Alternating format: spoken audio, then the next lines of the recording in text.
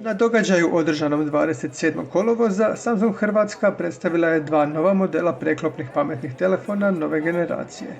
Galaxy Z Fold 3 5G i Galaxy Z Flip 3 5G.